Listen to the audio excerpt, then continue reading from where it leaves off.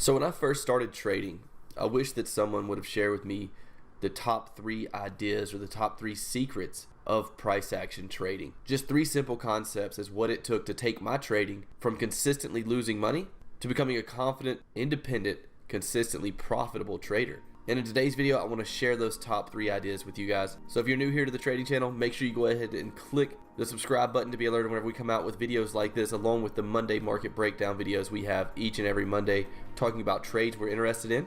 Also, click that like button for me to help support the channel if you don't mind. I'm going to let the intro and disclaimer roll, and I'll be right back to share with you guys the top 3 secrets that I wish someone would have told me at the beginning of my trading career. I'll see you guys on the other side.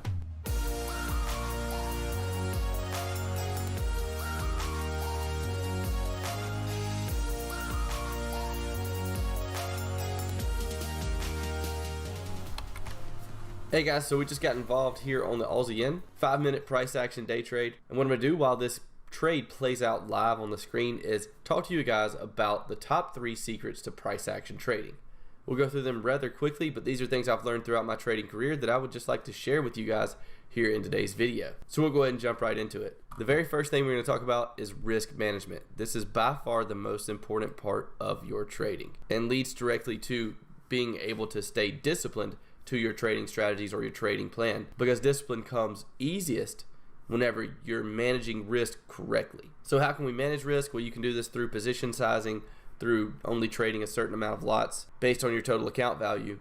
But before that, even before understanding the correct position sizing for your account value and things of that nature, the very first part of risk management is knowing when to go live. So let's say that you are someone that has just started out trading, and I'm actually going to give you guys a little backstory on myself as well to help you understand this concept. But let's say you just heard about the Forex market and you want to make some extra money. This is the path that 90% of traders make. They want to make extra money. They're all happy about it. Then all of a sudden, come over here to YouTube or any other Investopedia, any other free resource. They watch 10 videos. So they're 10 videos deep on YouTube, and they think they can really make a substantial income off of Forex trading based on what they've seen on YouTube videos. So where do they go next? Next, they open up their live account. They put money in the market. They are ready to go. They're ready to place actual trades. Now from here, it starts getting very scary and kind of sad at this point. From putting their live money in the market, they realize very quickly that it's not so easy. From here, it can branch off. They can lose minus 20% of their account before they realize this, and it's really dependent on the person. They can lose 50% of their account value, and some people will even lose 100% of their account value because of these 3 steps that new traders often take. So what does this have to do with risk management? Well, correctly implementing risk management means knowing when to go from here to trading in a live market. If you don't know when to go from the happy trader that watches 10 YouTube videos at the very beginning of his trading career to when do I get into a live market, then this could turn out to be you. And I don't want to see anyone lose their entire account value, 50% of their account, or even 20% of their account. I'd much rather share with you guys my experience and the things I did to avoid this situation. So before starting to trade with a live account is where risk management comes into play. And just to give you guys a little backstory on why I know this process so well that we're talking about here, the reason is because this was me in the stock market about 7 years ago. So when I was 19, after working numerous jobs through high school and once I graduated, I decided that I wanted to find a way to try to make some extra money. And the internet seemed to be my only resource, considering that all I had was a high school diploma. I never went to college. So having that, I started searching for ways to make extra money on the internet. What do you think the first thing I came across was? Stock market. Very first search result back then for how to make extra money online was stock market. So who do you think I turned into? This cat up here. I turned into the guy that was super happy and had just found a way to make extra money online. I watched, no joke, probably 10 to 15 YouTube videos about the stock market, and I thought I was an expert. I already had strategies planned out. I was already doing the math that if I was to put a certain amount of money into a stock and it rose a certain percentage, how much would I make on that stock? This is the kind of math we all do when we first start trading. So after doing that math and watching those 15 videos on YouTube, I decided that it was a no-brainer, right? It's time to open a live account. It's time to start really doing this. So I took my life savings and I put it into a Scottrade account. This was one of the worst decisions financially that I've ever made. And you have to understand, growing up and before this point, I never had an income of above $30,000 a year. I was well below average when it came to income. So it took me a vast amount of time to actually save up the amount of money I had saved. For now, let's just call it $10,000. So let's say I had $10,000 saved up and I put every bit of it into the live stock market. As I said, took an extreme amount of budgeting in order to get to that point because of the fact that I had bills, I was living on my own, and I never had a job making even average income. So needless to say, it was a lot of hard work, budgeting, and actually suffering to save up that kind of money. And when I say suffering, I mean I wasn't going out and doing things like everyone else my age was doing because I was really focused on trying to budget and save money. So I jumped in the market. For example purposes, let's say I had $10,000 when I jumped in. And as soon as I jumped in with real money, you know, the strategies I learned here on the YouTube videos and the free stuff that I was listening to and watching, it's like all of it disappeared. As soon as I put live money into a Scottrade account, I just wanted to be involved in something. So I ended up placing a few trades, and the first day, I think I lost $400 after day one. So this is one day, was negative $400. That's a 4% loss on the account value in a day. Now, I'd read articles and watched YouTube videos that said that losing a little bit of money every now and then was okay in the stock market. So I didn't freak out too much about this. But to keep an extremely long story a little shorter, the short version of this story is around 2 months later, I had lost 60% of my total account value of my life savings that took forever, in my opinion, to save up. It took my entire life to save up this kind of money. And I lost 60% of it in 60 days. And this was an awful feeling. But I'm glad it happened because it actually gave me the opportunity to understand risk management extremely early in my trading career. After this happened to me, I figured out that I obviously was doing something wrong, and it couldn't just be the fact that I was trading the wrong strategies. It had to be something else. And what it ended up being is risk management. I was incapable of staying disciplined to a strategy because every time I put money in the market, I was using too much. I was risking too much. Not to mention the fact that I had no type of trading plan. So there was a lot of things that went wrong. And the way this ties back into risk management over here, is the fact that I was nowhere near ready to trade with live money in a live market. And because of that, I lost 60% of my total account value. Now, whether that sounds familiar to you or not, you may be coming to this video as someone who's lost money in the Forex market before, or someone who's brand new. If you're brand new, learn from my mistakes. So how do we fix this? Well, my way of fixing this was understanding the steps that it took to get from the happy guy that just learned about trading, that just watched 10 to 15 YouTube videos, to live markets. There's a lot of stuff in between there that needs to happen. So let's discuss a little bit about that. So we had to redraw this to get a little more room in here, but here's the happy guy that just learned about trading. He's watched 10 YouTube videos. Let's say this is me, and I've already went through the process of losing money. So I've already lost money. I've already seen my 10 to 15 YouTube videos, and I actually ended up taking a course that taught a little bit about discipline and risk management. So after that, I understood what I was doing wrong. Well, the way I fixed what I was doing wrong is I took a step back, and at this time I was still trading in the stock market, and I learned how to test strategies in historical data. That was my first step according to this course that I took. It was going through the market, testing historical data for patterns that happened over and over. And after that, coming up with a winning percentage. How many times did you lose versus how many times did you win? And from that, then you can come up with your risk management plan. This was a milestone in my own personal trading. Once I realized this part of it, once I realized that it came down to a numbers game of finding a strategy that won more than it lost per trade, or won more times than it lost in general, I was able to separate logic and emotion and actually began to get better as a trader. So testing was the first step. Once I had a strategy and the testing results in a spreadsheet, then I was able to actually create a risk management plan.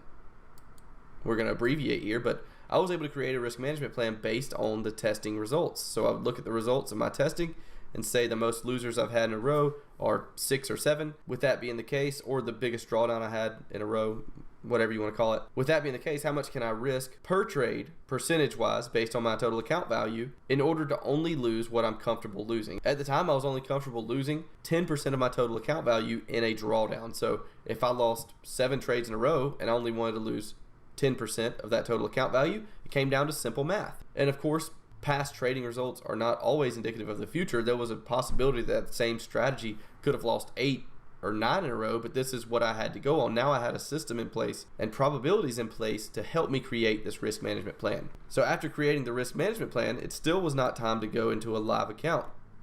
Now I wanted to make sure that the strategies I had tested, now I want to be able to actually make sure that I can implement those strategies in the market and I can trade those strategies. How do we do that? Well, we do that through demo trading. And guys, this is a very brief explanation of how to do all this. If you want a more in-depth video on risk management and this type of topic, then just leave me a comment in the description letting me know. But after creating the risk management plan, I went straight into a demo account to see if I could implement the strategies I had learned and tested. They were swing trading strategies in the stock market, and I was actually able to do it. I had a full-time job, but I was still able to take advantage of it on my lunch break with a laptop. I was able to go out and actually do some analysis, place trades based on my strategy that was, like I said, a swing trading strategy. And I stayed in a demo account this period of time here. I stayed in a demo account for about 5 months after that. So I really, after losing 60% of my life savings, I really wanted to prove to myself that I was capable of making a profit in a financial market before I actually went live. So doing this demo account for 5 months really helped me to gain confidence in my own personal trading, which is essential for discipline, which is another huge part of trading, just as big as risk management, which the two go together in a way, but discipline and risk management are going to be the two biggest parts of your trading. And another thing I would stress is when it comes to risk management, the way I like to look at it is I'm not going to trust myself with money unless I'm a person I would trust with my money. So what would you be looking for if you were looking for a financial advisor to take control of your funds, to take control of your life savings and tell you what to do with it? What would you need from him? Past trading results? Would you want to see that he's been able to be profitable before? What would you need? And until you're the person that you would trust with your money, why are you trusting yourself with your money? I hope that makes sense. Like, why would you trust yourself with your own money if you're not someone you would trust with your money if you were a different person? I know that's kind of confusing probably, but in my mind it makes sense anyway. But that's the conclusion I came to. So I wanted to make sure throughout these 5 months that I was a person I trusted with my money in this demo account. And then I still started an account with a small amount of money. I call this a micro account. So then I started a micro account, stayed in a micro account for a couple of months, and then finally started trading live with the full amount of funds that I had. And also, another thing to remember is do not, and I'm going to go ahead and write this out before I say it. I'm dyslexic. This N could be backwards. I'm not really sure. Sorry about that. Do not risk your life savings like me. Another crucial part of risk management is risking what's called risk capital. And this is a number that can only be defined by you. I'm not a financial planner, and I'm in no way telling you how to trade or manage your own money. I can't legally do that. But trading with risk capital is common sense. Do not trade with money it's going to take you to pay the power bill next month. Do not trade with money you have saved up for a rainy day in case your car breaks down. Trade with what's called risk capital, the amount of money that if you lost it would not affect your financial situation in a great deal. Of course, no one likes losing money, but don't trade with an amount of money to the point that if you lost it all, you'd be living on the streets. This is a mistake that I made. Personally, I started trading with my entire life savings, and that also caused a big problem when it comes to discipline. So there's our talk on risk management. I know that was a little drawn out and long, but it was still a pretty brief talk on this subject. As I said, if you want to hear more on this subject, leave me a comment below and I'll do a complete video on nothing but risk management.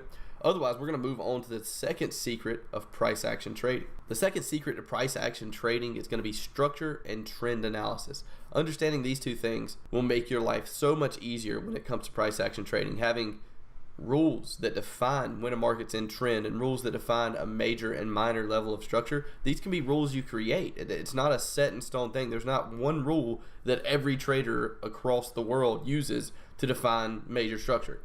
There's not one rule that every trader in the world uses to define trend. That's why you'll see some people saying a market's in an uptrend, some people saying it's in consolidation or a downtrend, because people use different rules in order to define it. The important part is that you have rules of your own so that you can stay disciplined to those rules and see if it gives you these rules you have for trend and structure give you an edge over the market. You can find that out by testing historical data like we talked about. So just to briefly go over trend and structure, most of you probably already know a little bit about trend and structure unless you're brand new. And if you are, trend is going to be a market that starts, makes a high, a higher low, a higher high, a higher low, a higher high, and a higher low, and a higher high. This is an example of an uptrend, a market that's consistently making higher lows and higher highs. And the reason I say people read trend differently is because this is not how an uptrend always looks, is it? Sometimes we'll have a trend that looks like this. Then now what? Is this still an uptrend or is it a downtrend? Well, that depends on your rules. If you have rules that say the lowest major swing low, which is here, and the highest major swing high are the only two I look at, then yes, this would be an uptrend. We have higher highs and higher lows, consistent amount. But if you trade based on or define structure and trend based on minor levels of structure, like these in here, then you would say, well, this market went from an uptrend to a downtrend. Well, this market, here's a little level of structure here, this market went from an uptrend to a downtrend. So now hopefully you can see how just because someone has different rules does not mean that one person's right or one person's wrong. It just means they have different rules that they've defined and tested through the market, and that their rules give them an edge over the market based on the strategies they use. And as complicated as that may have been, that is the easiest way I can explain trend and structure. So that was a brief explanation of trend. Let's talk a little bit about structure as well. So with structure, this is just my opinion. This is the way I personally look at structure. I look for levels in the market that have been touched multiple times in the past, because this gives me an indication that that level could be used as support or resistance yet again. So the way we define that is, let's say we have a market that looks like this. Our major level of structure at this point would be right here. And the reason is because it's been touched as resistance and as support, and the market has respected that level both times, once as resistance and once as support. So if the market gets back up to that level, then I'm going to count that as a major level of structure. So that's how I personally define major levels of structure. As I said, you don't have to use the rules I've stated here today. You can use your own rules. You can test your own rules throughout historical data, and that's, to me, one of the greatest parts of trading, is that everyone can have a different opinion and everyone can still not be right or wrong. It's a very interesting concept. So as I said, the second secret to price action trading is definitely understanding structure and trend, because these are going to be the center points to the strategies that you use, and finding the patterns. These are going to be the conditions for the patterns that you try to find. And then last but not least is definitely going to be patterns. So patterns can be multiple things. We can be talking about things as simple as candlestick patterns, such as a shooting star or a hammer candle, or we can be talking about simple patterns such as a flag, triangle, or pennant.